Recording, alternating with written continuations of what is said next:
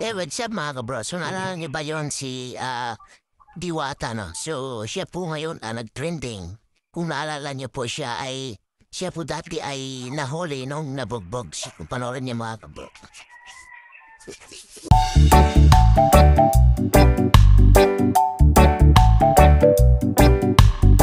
Nagmula sa kalangitan, lumagapak sa kalupaan, narito na sa inyong hanapan ang nag-iisang diwata na mukhang kawatan.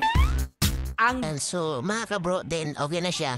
Ngayon, nag-trending naman siya ngayon. Nabalita siya sa, na-interview siya sa, balita. So ito mga bro, panoorin niyo kung paano siya na-interview at paano lumago ang kanyang negosyo. Ay swak sa budget na Paris food trip, aba meron daw niyan dito sa Pasay City.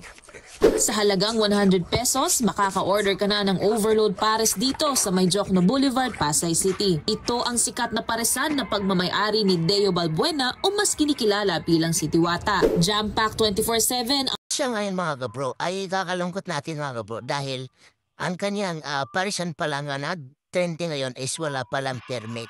So naano siya ng clearing ng MMDA at yun, pinagbabaklas yung niya, mga paninda doon. At gusto pa nila kunin yung mga payong kasi nga nataabala nga po talaga sa mga daily traffic. So yun mga kabro, magpasalamat na lang din tayo sa clearing operasyon ng MMDA dahil pinabigyan pa siya na isa. At hindi na kinukuha yung mga gamit. Ang sabihin ko lang kay Diwata, so napakaganda yung paresan mo dyan at sana kuha ka na ng pwesto mo at sana makakuha na rin ng permit para walang abala sa negosyo mo. So grabe, talagang pares talaga ni Diwata ay siksik ang laman. So ito ang grabe.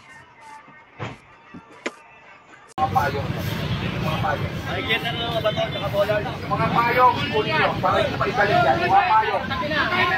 Oh, sige, sige. Sige. Sige. Buka nyo. Sige, ibabalik nyo lang din yan. Ibabalik nyo lang din yan. Stop. Stop. Wait lang. Stop. Wait lang. Makinig ka. Huwag ka matapang ha. Makinig kayo. Alam nyo bawal dito, di ba? May permit ba kayo? Okay, wala kayong permit. Okay. Magtulungan tayo. Makinig ang kantayo. Huwag nyo haharapin ang bangkita. Dahil unang-una, kayo ang nagkakasagpapos ng traffic. Diba? Hindi na namin kailangan maghanap buhay, pero yung traffic bangkita, araw-araw na lang. Diba? Pag-uusap, ha?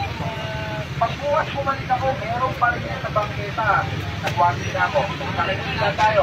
Kuya, okay ha? Sige. Pakiusap na lang, ha? Pakiusap, okay.